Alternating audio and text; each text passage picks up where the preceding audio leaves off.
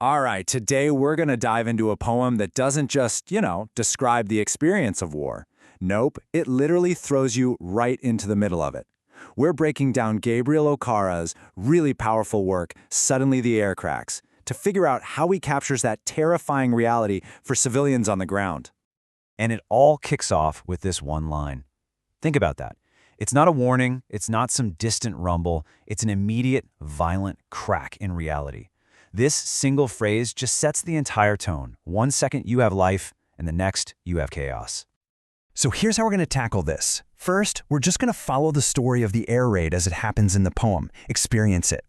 Then, we're going to pull back the curtain and analyze the specific tricks, the actual architecture of the language that Okara uses to make us, the readers, feel that exact same shock and fear. So here's our game plan. We'll start with that initial gut punch of the attack. Then we'll look at the brutal cycle of violence it creates.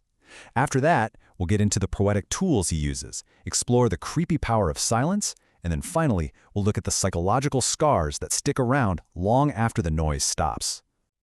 Okay, let's dive right into that first moment of impact. This whole section is about that sudden, violent shattering of just an ordinary day.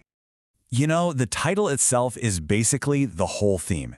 It's such a brilliant metaphor for how war doesn't, not politely. It just rips through the fabric of daily life with zero warning, and nothing is ever the same again.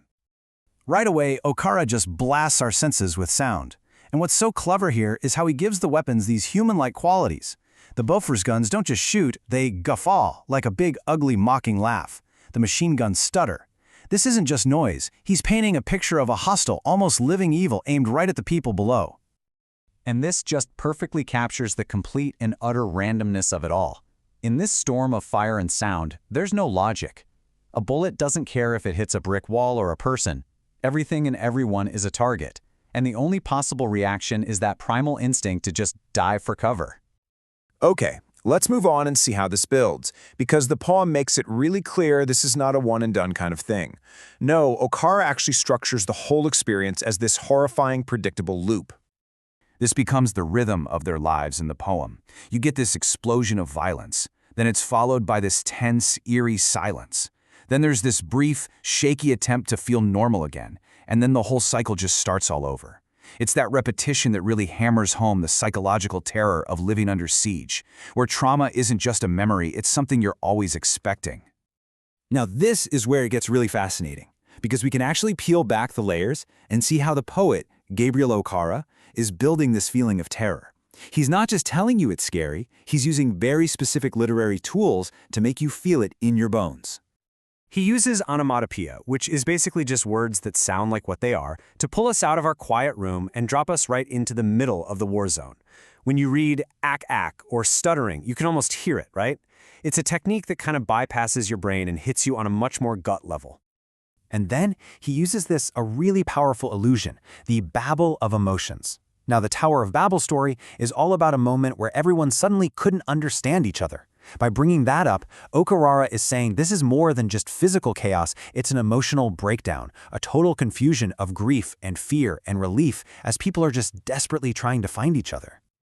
So after just drowning us in the sounds of war, Okatar does something really masterful. He shifts his focus to the complete opposite, silence.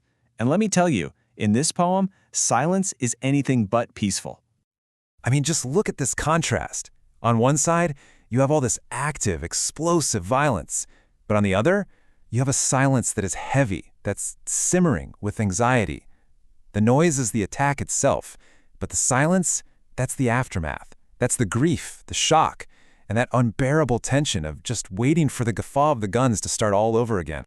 So the really crucial point here is that this is not a peaceful quiet. It's a shared trauma. The entire town breathes out together, but it's not a sigh of contentment. It's a sigh of pure, fragile survival. That silence is just thick with what just happened and what could happen any second. All right, in our final section, we're going to move beyond the attack itself and really explore those lasting, invisible wounds that war leaves on the people who survive it. So in that brief quiet, people come out of hiding and they try to piece their world back together. And one of the most human things they do is they use humor, this dark, gallows humor that's all about trying to tame their own fear. They call out to each other across the street, making jokes about the very thing that almost killed them just minutes before. But this isn't real happiness, right? It's a survival tool. It's a desperate attempt to feel some kind of control in a situation that is completely out of control. And here's the detail that tells you everything. Their mouths might be laughing, but their hands are trembling. The body doesn't lie.